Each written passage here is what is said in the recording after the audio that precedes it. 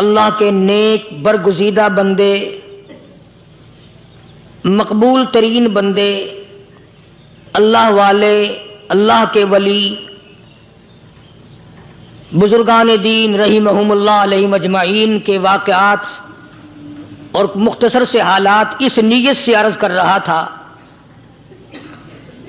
کہ ہمیں بھی اپنے گریبان میں جھانکنے کا موقع ملے، ہم لوگ بھی یہ سوچیں کہ یہ اللہ والے تھے، پیٹ بھی تھا، نفس بھی تھا، بیوی بھی تھی، بچے بھی تھے، پیاس بھی لگتی تھی، بھوک بھی لگتی تھی، کپڑا بھی درکار تھا، سردی گرمی بھی آتی تھی، ان لوگوں نے اللہ کی رضا کیسے حاصل کی؟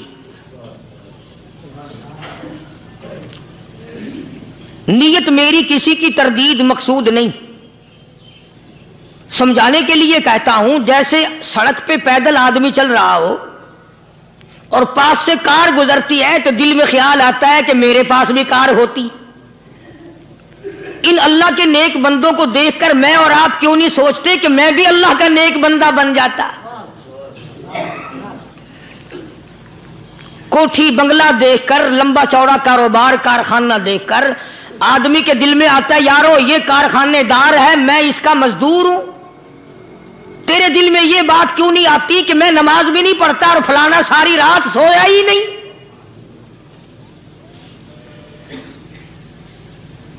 ہم لوگ اپنے معاملات میں، اپنے کردار کے بارے میں آخر کب سوچیں گے وہ کون سی نئی زندگی ملے گی؟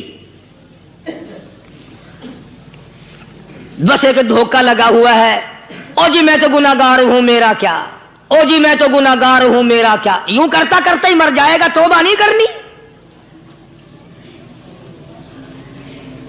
کوئی آدمی پلیت ہو اور وہ یہ کہتا رہے او یار میں تو پلیت ہوں، یار میں تو ناپاک ہوں، میرا کیا میں تو ناپاک ہوں۔ اللہ کے بندے پانی کے پاس جا، غسل کر، پھر ہی تو پاک بنے گا۔ اپنے آپ کو پلیت پلیت کہتا رہے یوں تو پاک نہیں بنے گا۔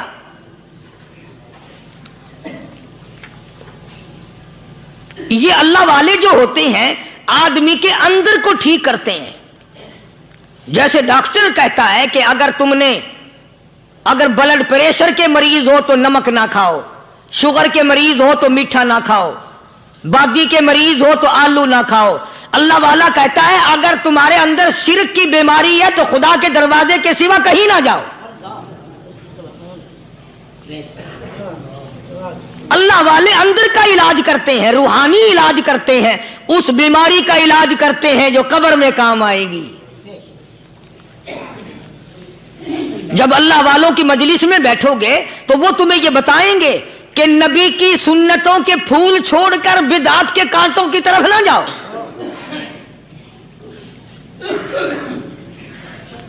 اور ہدایت ہے محمد کریم صلی اللہ علیہ وسلم کی، سبحان اللہ۔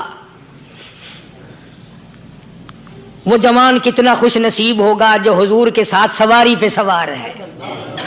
اللہ اکبر۔ سیدنا معاذ بن جبل رضی اللہ تعالیٰ عنہ کی ذات اقدس ہے، جس سواری پہ محمد عربی صلی اللہ تعالی علیہ وسلم سوار ہیں، اسی سواری پہ صحابی بھی سوار ہے، آپ کے پیچھے سوار ہے۔ آپ نے 3 مرتبہ ارشاد فرمایا یا معاذ۔ وہ کتنا مقدروں والا جوان ہوگا جس کا نام آقا کے پیارے پیارے منہ سے نکلا۔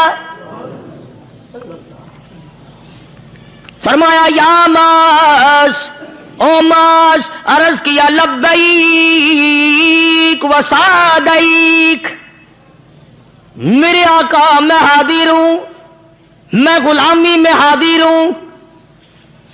کچھ نہیں فرمایا، پھر دوسری مرتبہ ارشاد ہوا یا معاذ،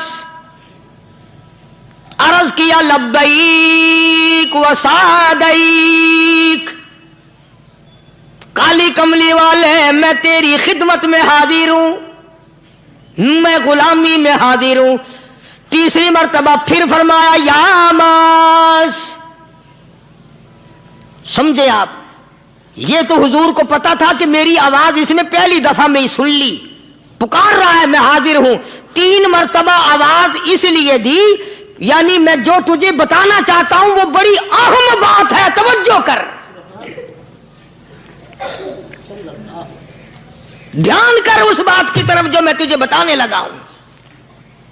तीसरी मर्तबा इरशाद हुआ, या मास, अर्ज किया लब्बैक व सादैक, मेरे आका मैं हाजिर हूं, गुलामी में हाजिर हूं। इरशाद फरमाओ, फरमाया या मास ला तुशरिक बिल्लाह,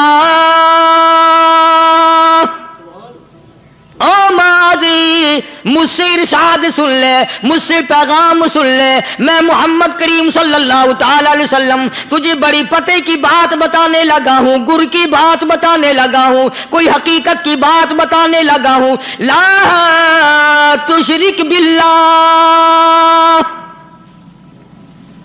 ओ मेरे जवान, मेरे सहाबी, ओ मास, अल्लाह की जात में, अल्लाह की सफात में किसी को शरीक ना ठहराना।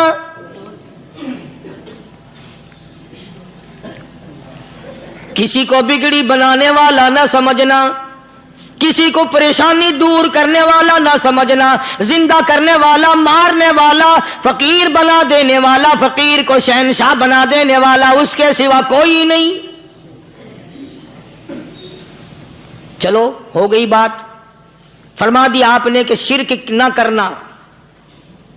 अब हमारी बात सुनो, अभी हदीस का जुमला बाकी है जो मोहम्मद अरबी सल्लल्लाहु अलैहि वसल्लम की जुबान मुबारक से निकला, अहम बात बाकी है। ठीक है फरमा दिया, लेकिन अब सवाल करो सरकार मदीना सल्लल्लाहु अलैहि वसल्लम से कि जी अगर कोई मुसीबत की वजह से कर बैठे, अगर कोई परेशानी के आलम में आके कर बैठे, कोई दुखों का मारा हुआ कर बैठे, तो साफ फरमा दिया, फरमाया ओ माज इन कुतिलता,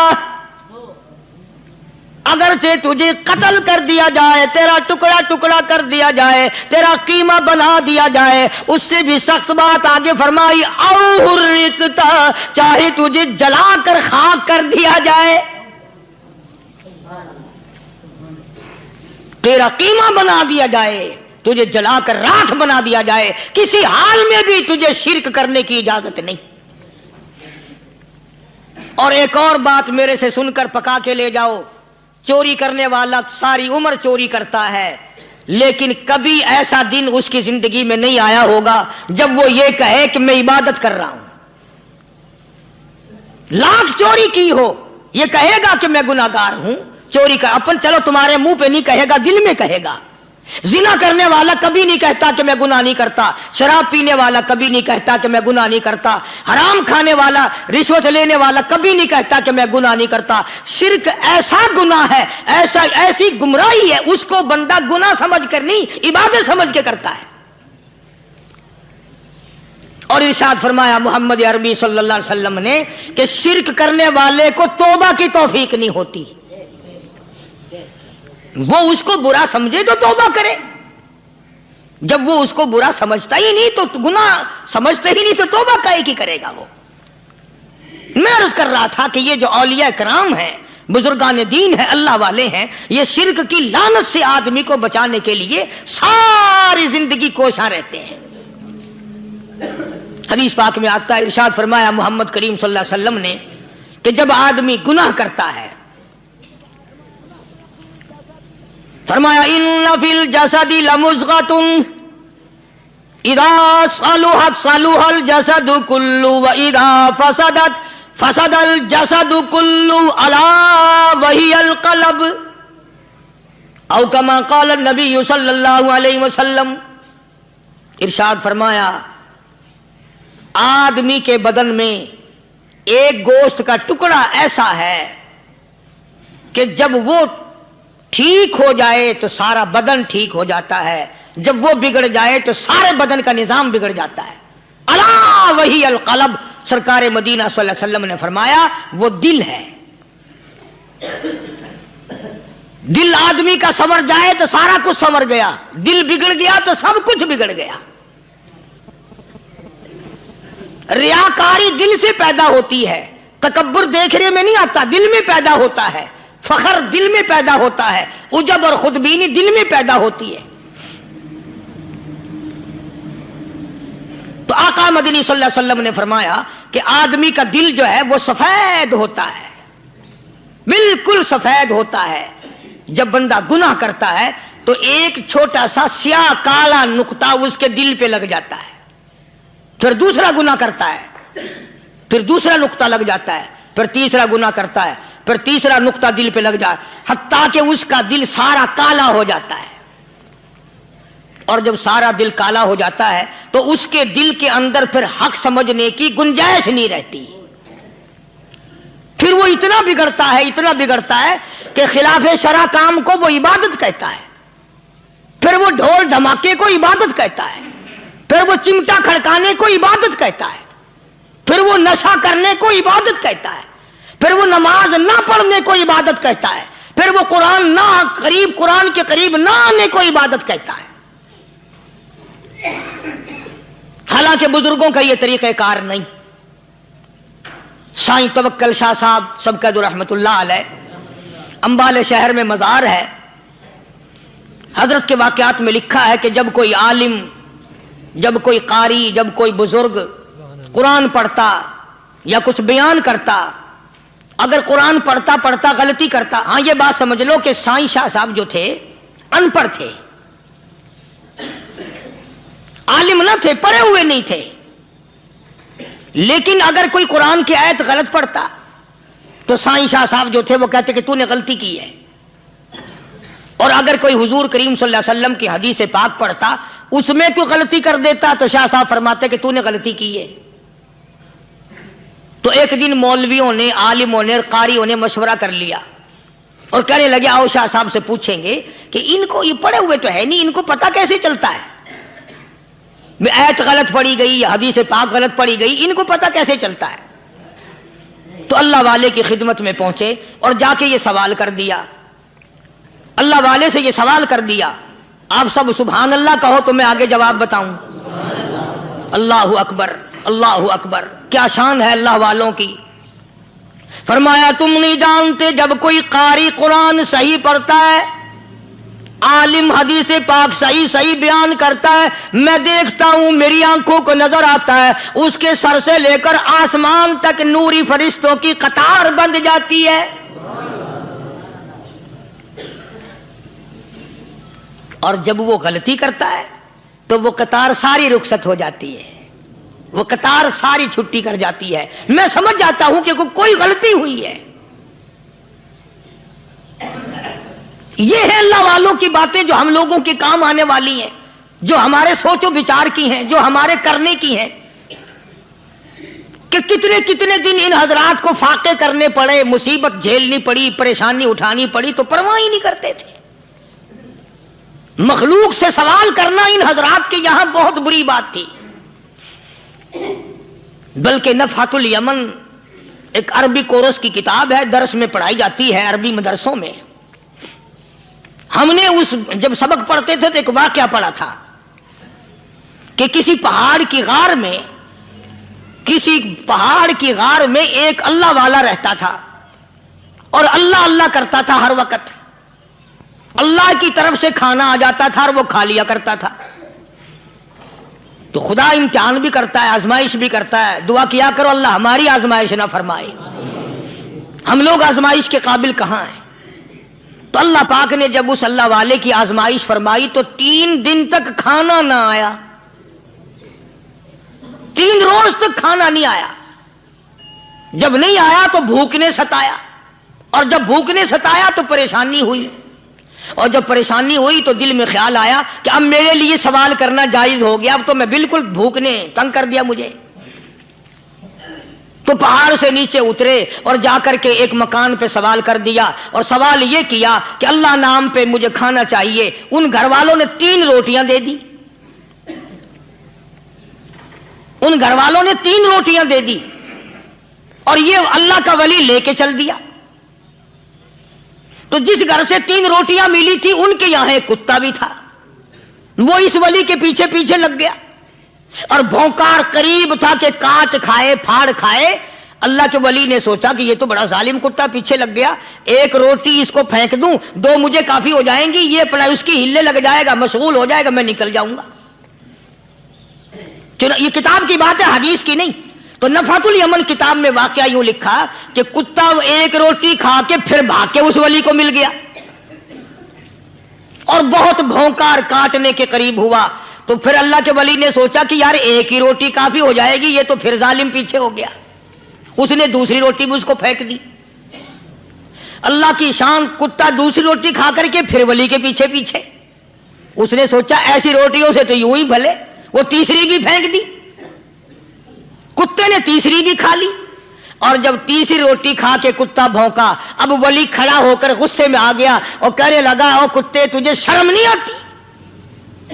عربی کا لفظ ہے وَمَا عَدِيمُ الْحَيَا، اور بغیرت کمینے، تیرے مالک نے 3 روٹیاں دی تھی، جس دروازے پہ تو رہتا تینوں کھا لی پھر بھی بھونکتا ہے، تینوں روٹیاں میں نے تجھے دے دی پھر بھی بھونک رہا ہے۔ تو یوں لکھا اس کتاب میں کہ اللہ پاک نے کتے کو بھی زبان دی، اور وہ یہ کہنے لگا کہ ولی صاحب ذرا ٹھہرو، خود فیصلہ کرو، تم بے غیرت ہو یا میں بے غیرت ہوں، فیصلہ جناب کریں، میں کتا ہوں آپ ولی ہیں، جنت کے کھانے کھائے، ارے 3 دن نہ ملا تو آدمی کے دروازے پہ آ کے ماتھا گھسایا، جھولی پھیلائی، بھیک مانگی، مجھ سے قسم لے لو میں کتا ہوں، کئی مرتبہ 8 دن ٹکڑا نہیں ملتا، قسم لے لو اس دروازے کے سوا کبھی کسی دوسرے دروازے پہ نہیں گیا میں۔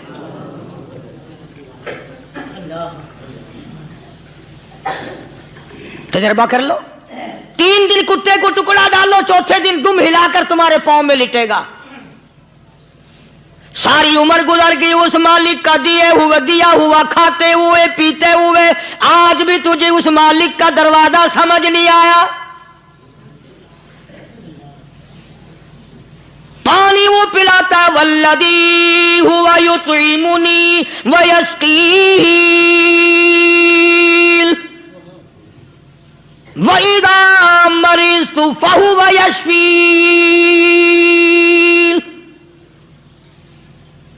کتنا کھلاتا ہے، کتنے اعلیٰ درجے کے کھانے کھلاتا ہے، طرح طرح کے کھانے کھلاتا ہے، پالا اس نے، سنبھالا اس نے، زندگی اس نے دی، اولاد اس نے دی، خوبصورت بیوی اس نے دی، گھر آباد اس نے کیا، تھوڑی سی پریشانی آ گئی، اب جا کے قبر کے سامنے جھکا کھڑا ہے، اس مالک سے میرا کام نہیں چلا، او 4 گز زمین میں پڑنے والے، تو میری حاجت روائی کر دے۔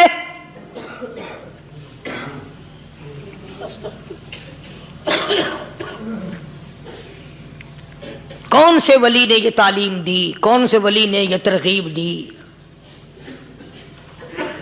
خواجہ قطب الدین بختیار کاکی رحمت اللہ علیہ، بابا فرید الدین شکر گنج رحمت اللہ علیہ کا پیر ہے۔ اتنے اللہ والے لوگ تھے، اتنے اللہ والے لوگ تھے۔ خواجہ قطب الدین بختیار کاکی رحمت اللہ علیہ کا آخری وقت دلی شہر میں آ گیا،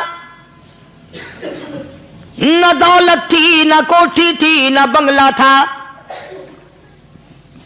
فقیری، ہائے ہائے، عجیب بادشاہت ہوتی ہے ان لوگوں کی، بادشاہ ان کے دروازوں پہ آیا کرتے تھے۔ خواجہ ابو الحسن خرقانی رحمت اللہ علیہ بزرگ گزرے ہیں، محمود غزنوی کا زمانہ ہے۔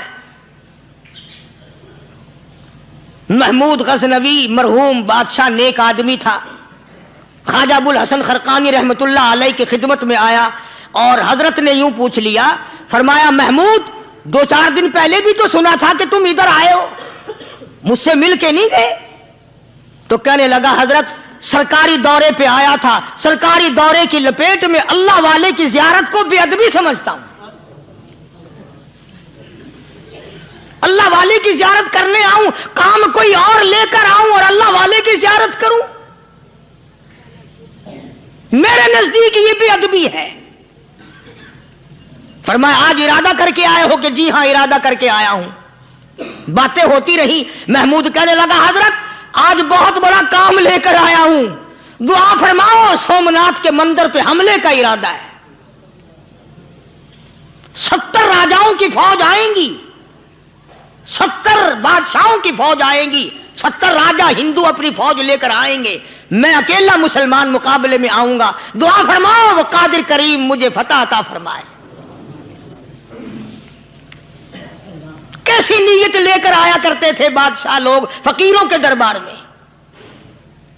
آج تو اگر کسی ولی کے پاس بھی جاؤ گے، میں نے مولانا عبیداللہ انور مدثلو سے پچھلے دنوں عرض کر دیا، میں نے کہا حضرت آپ اپنے گھر میں ہی رہتے ہیں، باہر نہیں نکلتے، کئی دن لوگوں کو نیکی ملے گی، زیارت ہوگی، تو فرمانے لگے قاری صاحب آپ کو کیا پتا ہے، بس اسی کام کے لیے لوگ آتے ہیں، ہماری اینٹ پڑ دو، ہم نے مکان بنانا ہے، ہمیں دکان کا تعویذ دے دو، ہمارے پیچھے دشمن لگ گیا، ہمارا مقدمہ ہو گیا، اور یوں تو کہنے کوئی بھی نہیں آتا، دعا کر دو اللہ میری قبر میں بھلائی فرما دے۔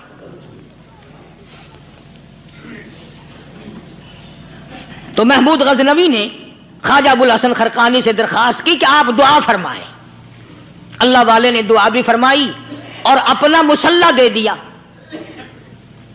یوں فرمایا محمود جب مشکل وقت آ جائے اس مصلی پہ کھڑے ہو کر 2 رکعت نماز ادا کرنا۔ پتہ چلا کہ اللہ کی مدد جو ہے وہ نماز کے ساتھ ہے۔ میں تمہیں بھی بتاتا ہوں، ولی تو میں نہیں، جب بھی کوئی پریشانی آئے، جب بھی کوئی تکلیف آئے، فرمایا استعینوا بالصبر والصلاۃ، نماز پڑھو انشاءاللہ آسانی ہوگی، صبر کر، نماز پڑھ، ان اللہ مع الصابرین،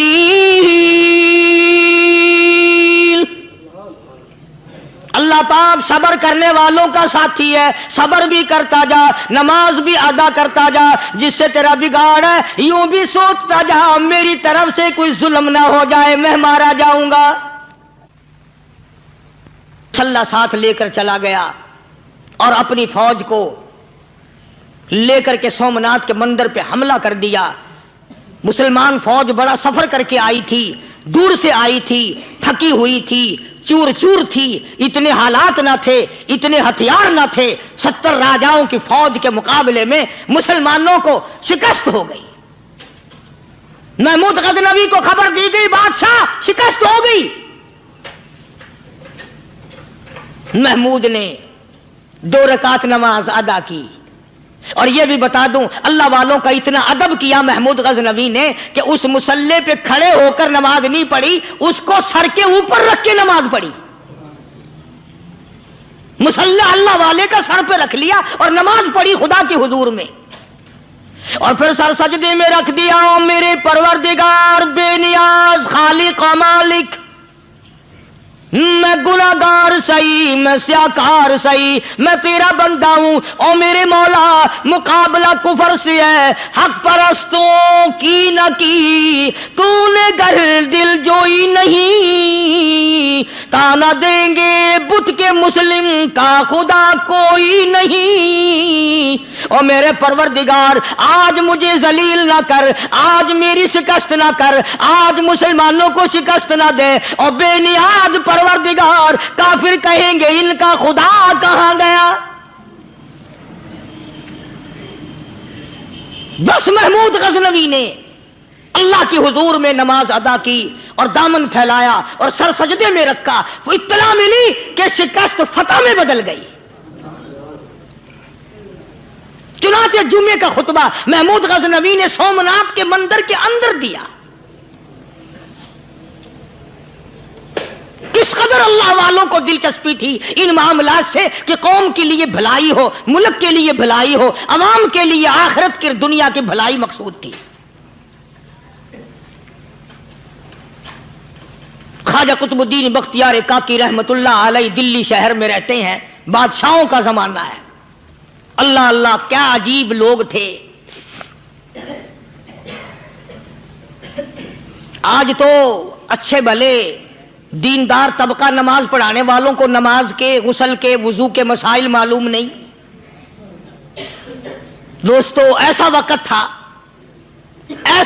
تھا سلطان صلاح الدین خلجی رحمت اللہ علیہ کو بادشاہ ہو کر عربی کی بہت بڑی 4 جلدوں میں کتاب ہے ہدایہ، بادشاہ صلاح الدین خلجی کو زبان نہیں آتا، اتنی بڑی عظیم کتاب زبان نہیں آتی۔ وہ بادشاہ بھی ہوا کرتے تھے اور ولی بھی ہوتے تھے۔ سلطان عالمگیر رحمت اللہ علیہ بہت بڑا بادشاہ ہو کر، اورنگزیب ہے، عالمگیر ہے، اتنا بڑا عظیم بادشاہ، مگر حضور کریم صلی اللہ علیہ وسلم کی 5000 حدیث پاک اس بادشاہ کو زبان نہیں آتی، اور قرآن کا حافظ تھا، قرآن کا قاری تھا، قرآن کا عالم تھا، قرآن کا مفسر تھا، ولی بھی تھا، بادشاہ بھی تھا، اللہ والا بھی تھا، اور اتنا خوف تھا دل میں تمہیں کیا بتاؤں۔ اللہ اکبر، بادشاہ ہو کر کے کپڑا خریدا، مزدوری کر کے کپڑا خریدا بادشاہ نے، اور کپڑا خرید کر اس کی ٹوپیاں اپنے ہاتھوں سے سی۔ عالمگیر رحمت اللہ علیہ نے اس کی ٹوپیاں اپنے ہاتھوں سے سی، اور چاندنی چوک دلی میں کھڑے ہو کر فروخت کی، بیچی، 6-7 روپے جمع کر کے ایک تھیلی میں بند کر کے اوپر لکھا عالمگیر کا کفن ان پیسوں سے خریدا جائے۔ کبھی ہم نے بھی سوچا جو رشوت مارنے والا آدمی ہے، بتاؤ اس کے لیے کفن کہاں سے اچھے پیسے تلاش کر کے لایا جائے گا؟ رشوت کا ہی کفن ملے گا نا۔ جو آدمی ملاوٹ کر کے پیسے کماتا ہے، فنکاری کر کے پیسہ کماتا ہے، دغا اور فریب کر کے پیسے کماتا ہے، تو آج ہمارا کفن بھی صحیح نہیں، کفن بھی دغا والا، فریب والا، ملاوٹ والا۔ بلکہ تم تو کہتے ہو کہ آج کل کھانے کے لیے خالص کچھ نہیں ملتا، میں کہتا ہوں میت کو غسل دینے کے لیے پانی خالص نہیں ملتا، یہ جو ہم موٹریں نلکے لگاتے ہیں یہ پیسے کون سے ہمارے خالص ہیں؟ جو صابن میت کو مل رہی ہیں کون سے پیسوں کا خریدا ہوا ہے؟ جو خوشبو میت کو لگ رہی ہے کون سے پیسوں کی خریدی ہوئی ہے؟ جو کفن پڑ رہا ہے وہ کیسے پیسوں کا کفن ہے؟ اور میں آگے بڑھ کر کے کہتا ہوں جو کندھوں پہ اٹھائے جا رہے ہیں وہ کون سے کتب ہیں، کون سے ابدال ہیں؟ جس نے میت کو غسل دیا ہے کبھی معلوم کیا کہ وہ کتنا بڑا نیک آدمی ہے؟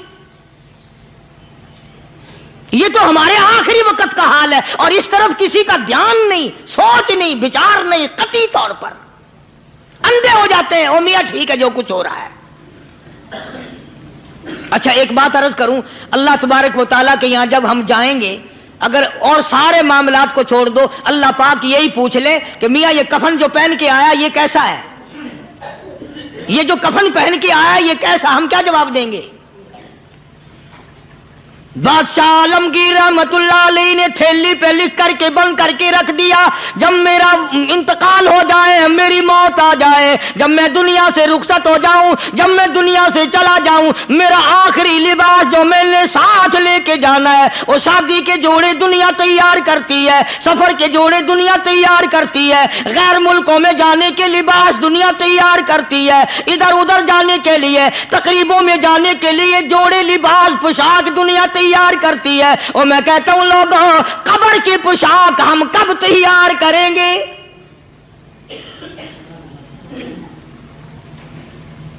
عالمگیر رحمت اللہ علیہ نے خود اپنے کفن کا انتظام کر کے رکھ دیا۔ ہمارے گھروں میں تو اگر کفن کا ذکر کرو تو گھر والے بھی منہ بنائیں گے، چھوڑو تم نے کفن کی باتیں بنانی شروع کر دی ابھی سے ہی۔ اور ایک اور عرض کروں، کفن بھی مقدر والوں کو ملتا، کئیوں کو ملتا ہی نہیں۔ کفن نہیں ملتا، قبر نہیں ملتی، نماز جنازہ نہیں ملتی، غسل نصیب نہیں ہوتا، مقدری سودے ہیں، نہ یہ دولت سے بات بنتی ہے، اور نہ یہ اقتدار سے بات بنتی ہے، اور نہ یہ سرمایہ سے بات بنتی ہے، یہ تو تقدیروں کے مسئلے ہیں جو مالک نے اپنے ہاتھ میں رکھا ہے۔ جناب رسول کریم سب کہہ دو صلی اللہ علیہ وسلم کے سگے چچا، اللہ غنی جنگ احد ہے،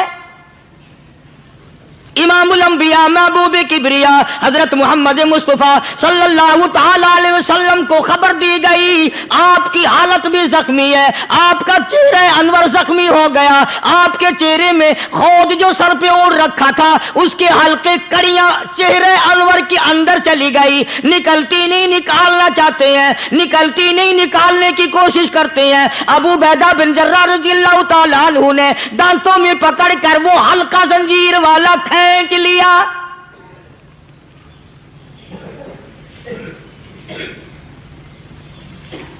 اللہ غنی ادھر خون کا پھوارا چھوٹا، خون کا پھوارا چھوٹا. اللہ، عرش الہی سے آواز آئی، جبریل. پل جھپکنے کے برابر جبریل ساری دنیا کا نظام طے کر سکتا ہے. توجہ، اللہ نے آواز دی، جبریل. عرض کیا حضور. فرمایا یاد رکھ، اگر میرے محبوب کا خون زمین پہ گر گیا تو پھر تو جبریل کا آئے گا.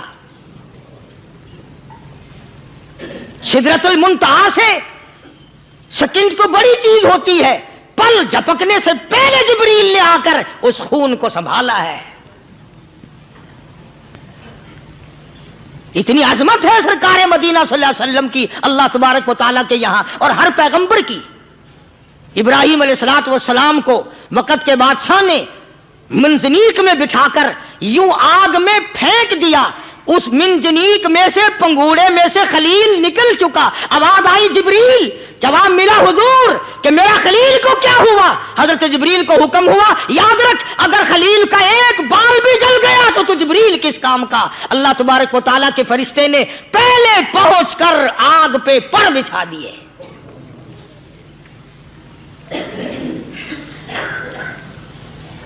یوسف علیہ الصلوۃ والسلام کو بھائیوں نے کنویں میں پھینکا. اب بتاؤ، کنواں کوئی 100-200 گز یا 100-200 میل تو لمبا نہیں ہوتا. میں خالق کی بے نیازی تمہیں بتا رہا ہوں اور اپنے پیغمبروں کی کس طرح حفاظت فرماتے ہیں. سبحان اللہ. بھائیوں نے کنویں میں دھکا دیا، جبریل جی یہ کیا ہوا؟ تو میرا نبی آیا.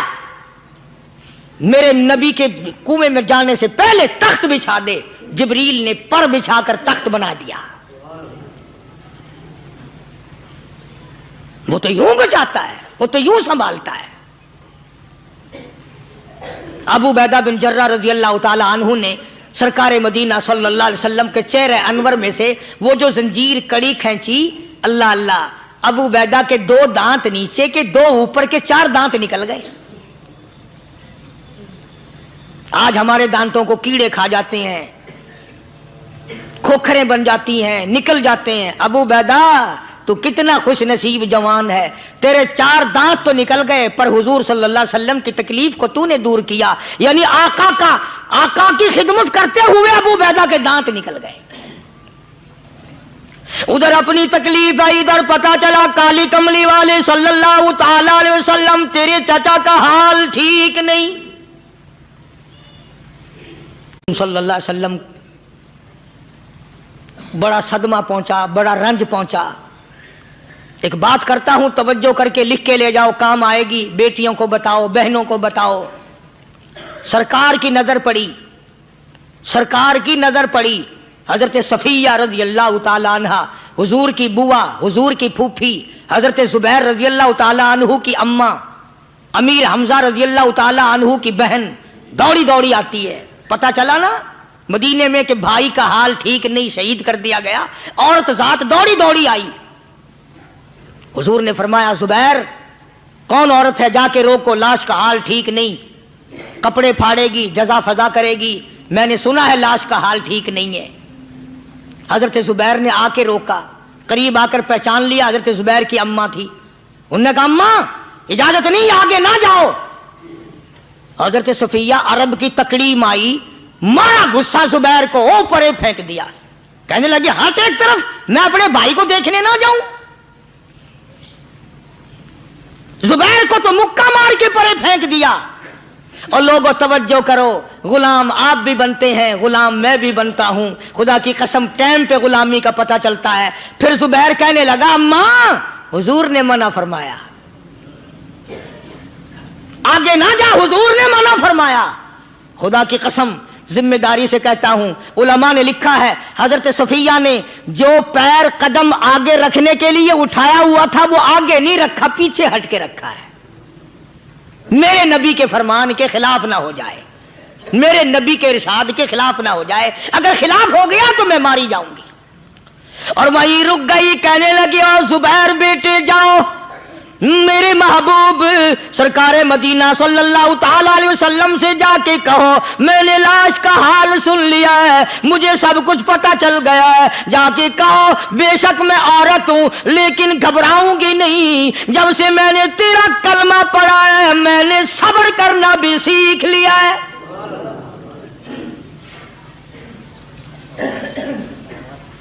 میں جدا فدا نہ کروں گی، میں کپڑے نہ پھاڑوں گی، میں رونا دھونا نہیں کروں گی۔ مدنی کریم صلی اللہ علیہ وسلم کو حضرت زبیر نے جا کے بتا دیا، میری اماں یوں کہتی ہے، فرمایا پھر بے شک اجازت ہے جائے۔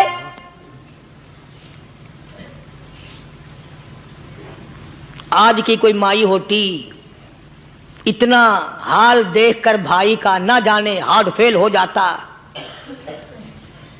صفیہ نے آ کے دیکھا اپنے بھائی سیدنا امیر حمزہ کے دونوں کان نہیں، ناک نہیں، لب نہیں، 11 ٹکڑے ہوئے پڑے ہیں، روتی نہیں، گھبراتی نہیں، دھڑام سے گرتی نہیں، چہرہ نہیں پیٹتی، ماتم نہیں کرتی، کھڑی ہو گئی، کہنے لگی آ میرے پروردگار میرے بھائی کی قربانی قبول فرما،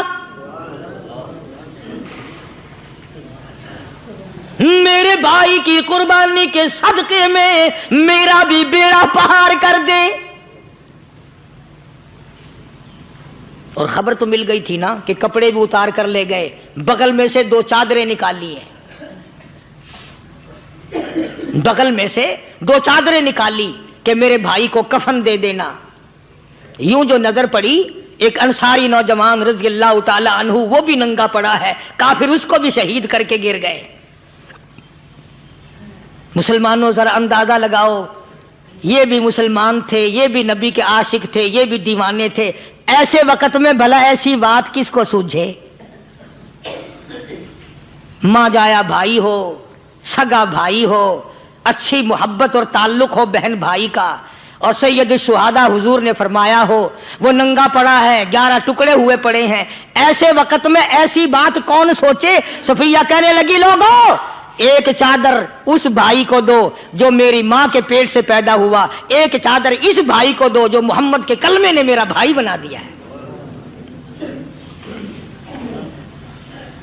جو میرے نبی نے میرے کے کلمے نے میرا بھائی بنا دیا ہے۔ کل قیامت میں خدا یہ نہ فرما دے صفیہ کفن دینے آئی، خیرات دینے آئی تو اپنے کو دے کے چلی گئی۔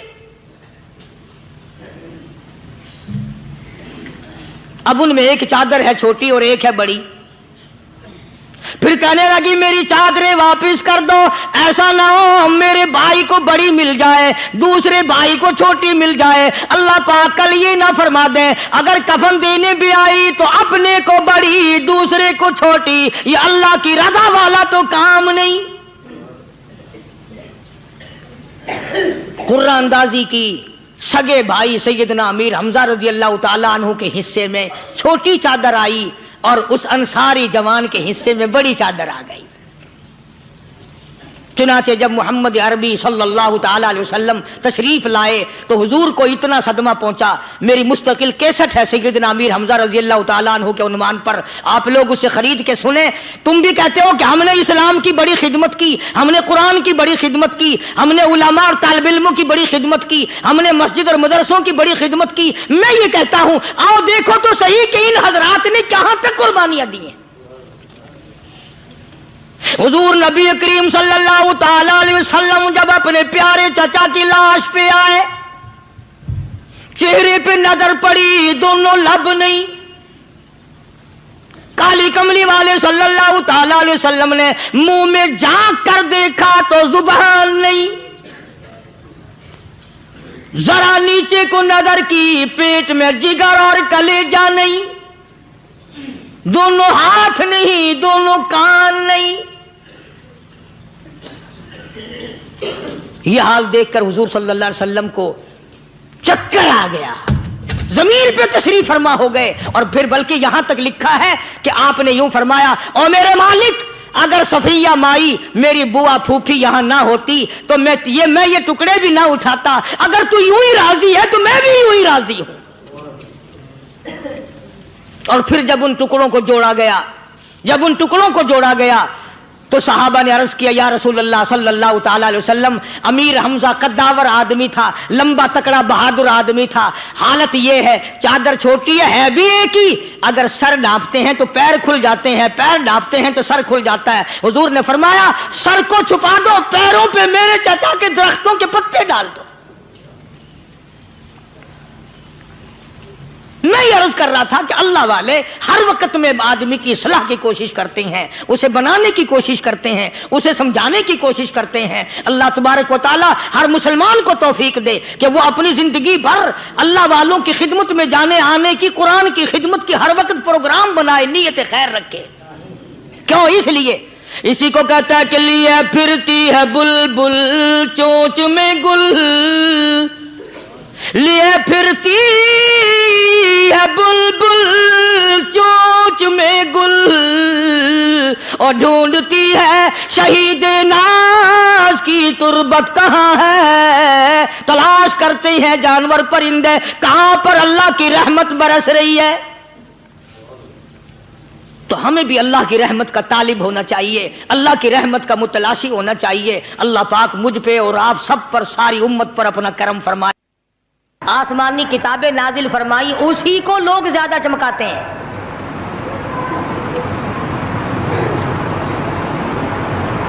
خدا اس بات کو گوارا ہی نہیں کرتا کہ میری طرف سے بغیر میرے اعلان کے کوئی ذرہ برابر اعلان کر سکے۔ وہ کسی قلندر کو، کسی ملنگ کو، کسی کو اختیار نہیں دیتا۔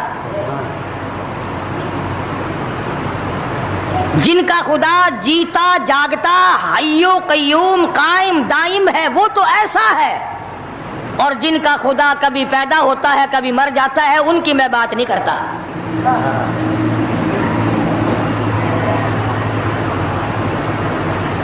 پروردگار عالم نے ایک طریقے کا سوال کر دیا، اگر تم میرے معاملات میں شریک کار بنتے ہو تو آؤ پھر ایک ناخون بنا کے دکھاؤ، ایک بال بنا کے دکھاؤ، درخت کا ایک پتا بنا کے دکھاؤ، پتھر کا ایک روڑا بنا کے دکھاؤ، مٹی کا ایک ذرہ بنا کے میرے سامنے لاؤ۔ پروردگار عالم نے فرمایا چلو تم سے گائے کیا بنواؤں گا، بھینس کیا بنواؤں گا، بکری کیا بنواؤں گا، زمین و آسمان تم کیا بناؤ گے، چاند سورج ستارے کیا بناؤ گے، انسان تو بنانا تمہارے بس کا کام کہاں ہے۔ لَن يَخْلُقُوا ذُبَابًا، تم مجھے مکھی کا ایک پر بنا کے تو دکھاؤ۔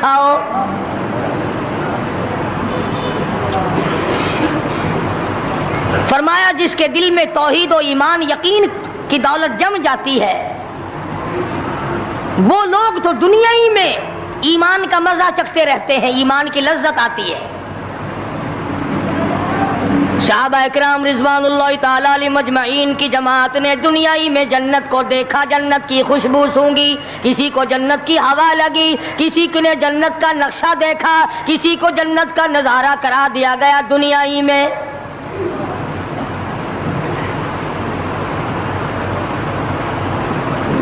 خوش نصیب تھے وہ لوگ جنہوں نے محنت سے اپنی آخرت کو بنایا، اپنی قبر کو بنایا، اپنی تمام تر زندگی میں کبھی بے فکری سے بسر نہ کی، رات کو سوچا، دن کو سوچا، صبح کو خیال کیا، شام کو خیال کیا۔ یہ ناپائیدار زندگی ہے، یہ ختم ہونے والی زندگی ہے، اس لیے مجھے دائمی زندگی کی کچھ تیاری کرنی چاہیے۔ ان لوگوں نے کمائی کی اور محمد کریم صلی اللہ تعالی علیہ وسلم کے ساتھ رہے، دنیا ہی میں ان کو جنت کے مزے آیا کرتے تھے۔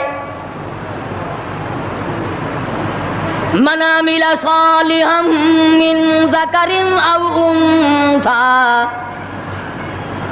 وهو مؤمن فلنحيينه حیاتا طیبا۔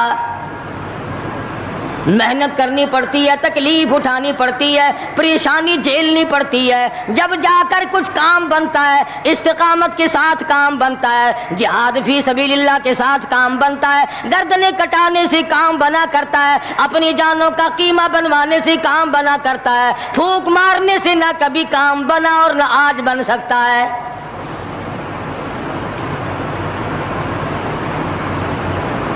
علماء کرام میں بے شمار لوگ اس قسم کے آئے جو استقامت کا پہاڑ ثابت ہوئے۔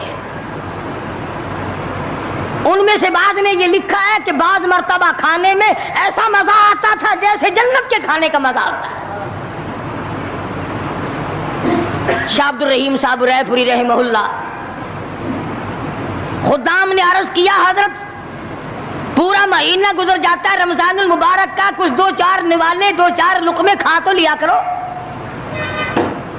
تو فرمانے لگے میں اللہ پاک کا قرآن کریم دن کو پڑھتا ہوں، رات کو پڑھتا ہوں، سارا دن تلاوت کرتا ہوں، ساری رات تلاوت میں لگا رہتا ہوں، اور لوگوں تمہیں کیا معلوم ہے جب میں خدا کا قرآن پڑھتا ہوں میرے منہ میں جنت کے پھلوں کا مزہ آتا رہتا ہے۔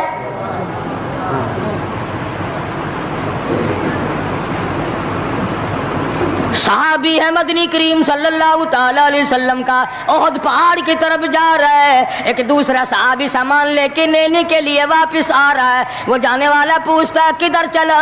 کہتا ہے مجھے فلانا کام ہے۔ پوچھا تم کہاں چلے؟ کہتا رب ذوالجلال کی قسم احد پہاڑ سے جنت کی خوشبو آ رہی ہے۔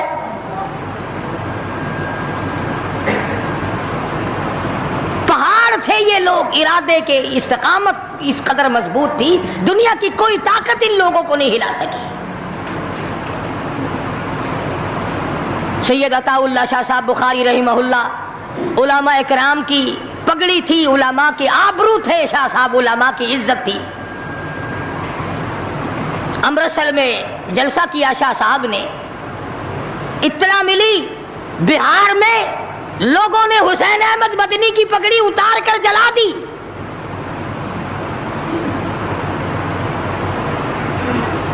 بخاری نے جلسہ کیا، لوگوں نے جستجوانہ نگاہوں سے دیکھا کہ آج بخاری سٹیج پہ ننگے سر کیوں آیا؟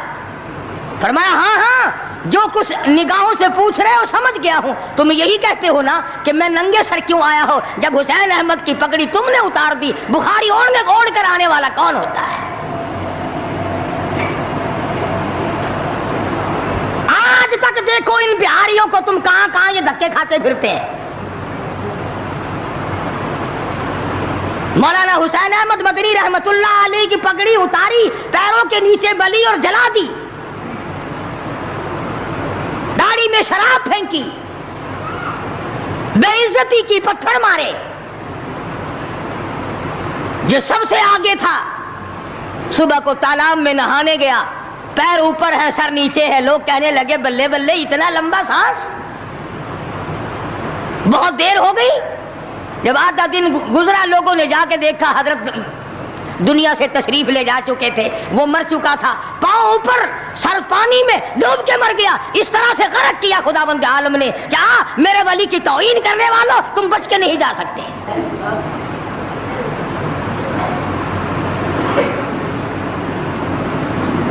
جلندھر کے اسٹیشن پہ مولانا کی توہین کرنے والا یہاں فیصل آباد میں آیا، لوگوں نے اٹھا کر بھٹے کی چمنے میں ڈال کر خاک کر دیا۔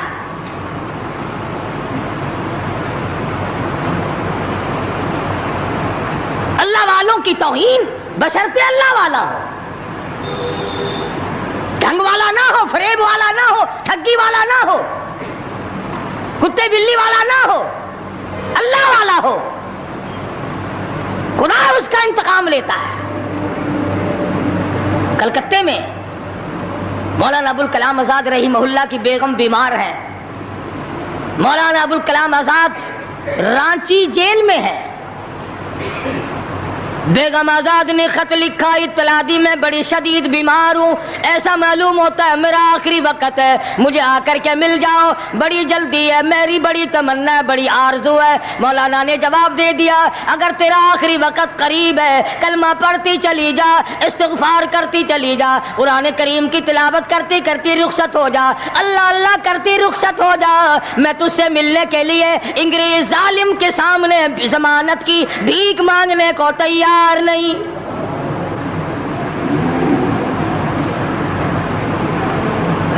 آج یہ جو علماء کی توہین کرتے ہیں، کبھی اخباروں میں لکھ کر فلاں مخالف تھا پاکستان کا، تم نے پاکستان کا کون سا کندھا دے رکھا ہے، تم نے پاکستان کا کیا سنوارا، تم نے پاکستان کا کیا بنایا، آدھا پاکستان بیچ کے کھا گئے اور تمہیں پوچھنے والا کوئی نہیں۔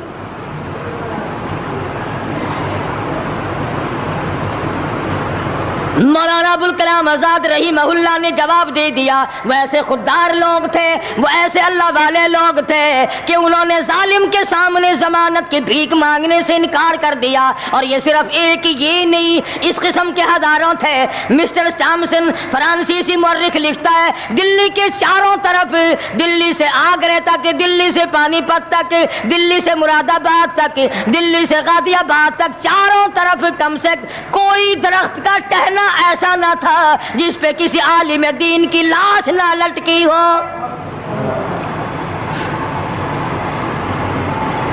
اور چوری کھانے والوں تمہیں کیا پتا ہے، پاکستان کو بھون بھون کر کھانے والوں تمہیں کیا پتا ہے، پاکستان کی قوم کا چمڑا اڈھیڑنے والوں تمہیں کیا معلوم ہے، پاکستان کی آبرو برباد کرنے والوں تمہیں کیا معلوم ہے، پاکستان کی عزت کو تباہ کرنے والوں تمہیں کیا معلوم ہے کہ علماء کرام کا کیا کردار ہے۔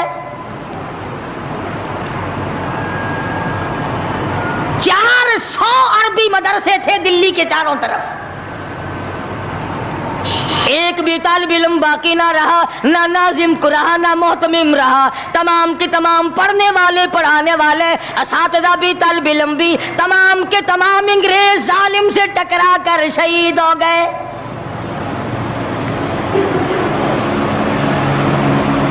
مولانا ابو الکلام آزاد رحمہ اللہ نے جواب دے دیا، بیگم آزاد کا انتقال ہو گیا، بیگم آزاد کا انتقال ہو گیا۔ مولانا آزاد کی بیوی کا جنازہ کلکتے کی بازاروں سے نکل رہا ہے۔ وہ مسلمان جو انگریز کا پیشاب چاٹا کرتے تھے، جو انگریز کی لید چاٹا کرتے تھے، انگریز کے گھوڑوں کی، میموں کا تھوک چاٹنے والے مسلمان بیگم آزاد کے جنازے پہ لٹھ برسائے، لٹھ مارے مولانا آزاد کی بیگم کے جنازے پہ۔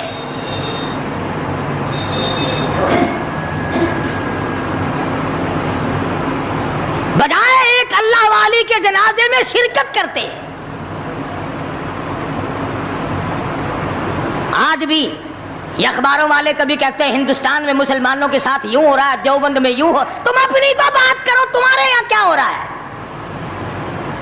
کون سی رات ہے جس میں ڈاکہ نہیں، کون سا دن ہے جس میں ایکسیڈنٹ نہیں، کون سی گھڑی ہے جس میں کسی مسلمان کے کلیجے کو تم چیر کر نہیں کھاتے؟ دوسروں کی باتیں کرتے ہو اور تمہارے پاس پیسے حرام کے ہیں، تم اخبار پڑھے بغیر جی نہیں سکتے۔ اگر 5 روپے کا اخبار ہو جائے گا پھر بھی تم ناشتہ 50 حج کر لو، پھر بھی اخبار سے صبح انشاءاللہ ہوگی تیری۔ حاجی صاحب صبح قرآن پڑھا کر اخبار خبر میں کام نہیں آئے گا، نرا جھوٹ، نرا بکواس۔ کوئی ریڈیو کا سر پکڑے بیٹھا ہے، کوئی ساری رات ٹی وی کے سامنے مرے ہوئے کتے کی طرح پڑھ کے گزار دیتا ہے، دوسروں پہ تنقید، دوسروں کو بکواس۔ مولانا ابو الکلام آزاد رحمہ اللہ کی بیگم کا جنازہ گزر رہا ہے، لوگوں نے لٹھ مارے، مسلمانوں نے مارے، کلمہ گو نے مارے، مسلمانوں کی آل اولاد نے لٹھ چلایا۔ سید عطا اللہ شاہ صاحب بخاری رحمت اللہ علیہ کو پتہ چلا، تیسرے چوتھے دن تشریف لے گئے، بن بلائے گئے، وہاں جا کر کے لوگوں کو للکارا، فرمایا لوگوں تم نے اس عفیفہ کے جنازے پہ لٹھ جلایا، تم نے اس سیدہ کے جنازے پہ لٹھ چلایا جس کو بے نقاب تو کیا تم نے کبھی با نقاب بھی نہیں دیکھا۔ لیڈر کی بیوی تھی، عالم کی بیوی تھی، بہت بڑے سیاستدان کی بیوی تھی، کلکتے کے لوگوں نے مولانا ابو الکلام آزاد کی بیوی کو کبھی بغیر پردے تو کیا پردے میں بھی نہیں دیکھا۔ آج تو جب تک ساتھ لے کر بازار میں سے گزر نہ جاؤ اس وقت تک لیڈری نہیں چمکتی، کم سے کم پتہ تو چلنا چاہیے نا اس کے گھر میں مال کیسا ہے۔ اور اب تو بلکہ جب نکاح ہوتا ہے تو اسی وقت دلہے دلہن کا اخبار میں فوٹو آتا ہے کہ دلہا کس بھاؤ کا، دلہن کس بھاؤ کی ہے۔ شرم نہیں آتی مسلمان کہلاتے ہوئے۔ ادھر کی بارات میں بھی حاجی، ادھر کی بارات میں بھی مسلمان اور نمازی، بھئی یہ کیا حرکتیں ہو؟ ارے بس लड़के वड़के है ना, छोकरे वोकरों के काम है ये। क्या कयामत में कब्र में गुजारा हो जाएगा यूं ही?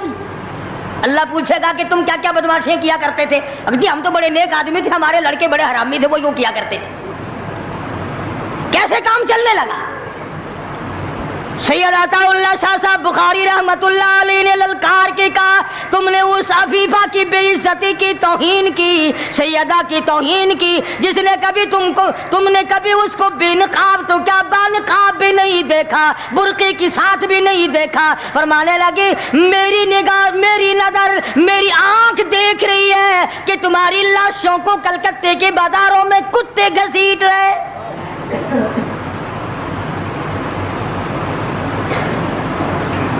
हफ्ता नहीं गुजरा, 8 दिन नहीं गुजरे कि हिंदू मुस्लिम फसाद हुआ और मुसलमानों की लाशों से कलकत्ते का बाजार भरा। जब मुकाबले का वक्त आता फिर नहीं ये जाते। जो सबसे बड़े ईमान के ठेकेदार है, इस्लाम के ठेकेदार है, बहुत बड़े, इनसे कभी तो पूछ लिया करो कि तुम में से अफगानिस्तान कितने हजरात तशरीफ ले गए हैं, फलस्तीन कितने गए हैं, क्या करेंगे अफगानिस्तान जाके, क्या करेंगे फलस्तीन जाके? यही जुमेरात को 2 प्लेटें और ज्यादा साफ कर लेंगे। जब मकसद खाना ही है। वो एक मौलवी बीमार हो गया बेचारा, तो डॉक्टर के पास ले गए बड़ी मुश्किल से चारपाई पे डालकर। तो वो इतनी सी पियाली में मिक्सर बना के लाया दवा का। उन्होंने कहा हजरत ये पी लीजिए। कहने लगा, बौले अगर इतनी जगह होती तो 1 प्लेट और ना डाल लेता? किधर है जगह दवा की? जिनका मकसद सिर्फ खाना, जिनका मकसद सिर्फ पीना है, वो क्या करेंगे इधर उधर जा आकर? क्या कर दे उनको?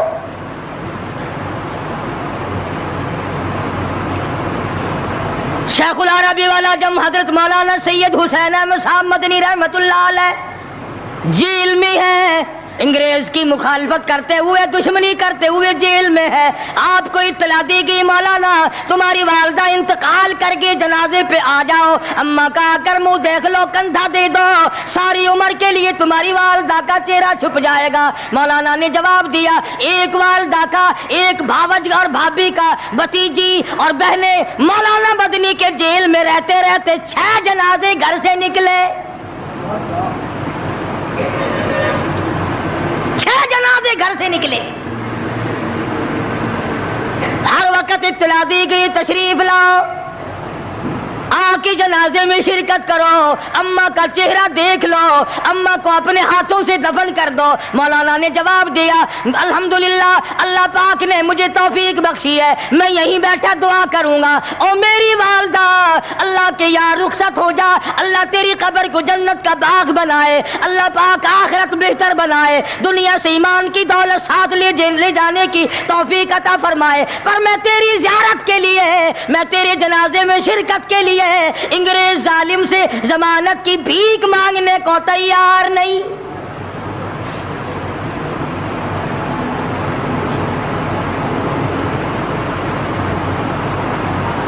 डेढ़ सौ 125 साल उलमाए दीन अंग्रेज जालिम से टकराए, मराठों से टकराए, डोगरों से तमाम इन हिंदुओं से, सिखों से, डोगरा पार्टी जो थी उससे टकराए, तमाम से। शाह इस्माइल शहीद, मौलाना सैयद अहमद बरेलवी रहमतुल्लाह अलैह, इन हजरात ने जिहाद किया और लाखों आदमी इनके साथ होकर शहीद हुआ। आजकल खुद शहीद होने की तौफीक तो है नहीं, कब्र की मिट्टी की ढेरी, ऐसे मिट्टी की ढेरी बनाई, 4 ईंटें लगाई, ये किसकी कब्र है? अजी पुराने जमाने के शहीद हैं ये, बगैर सर के यहाँ तशरीफ लाए, लोगों ने देखा आ रहे और सर है ही नहीं। शहीदों के नाम पे सुभान अल्लाह, माशाअल्लाह। दोस्तों ज़बरदस्त बयान था कारी हनी मुल्तानी साहब का। अगर आप लोगों को बयान अच्छा लगा तो प्लीज़ लाइक बटन दबा दें, हमारे चैनल को सब्सक्राइब कर दें, साथ ही बेल आइकन बटन दबाना मत भूलेगा ताकि आपको लेटेस्ट अपडेट मिलती रहे। तो ज़रूर सब्सक्राइब कीजिएगा, ज़रूर सपोर्ट कीजिएगा। मिलते हैं नेक्स्ट वीडियो में, नेक्स्ट बयान में, तब तक अल्लाह हाफिज़।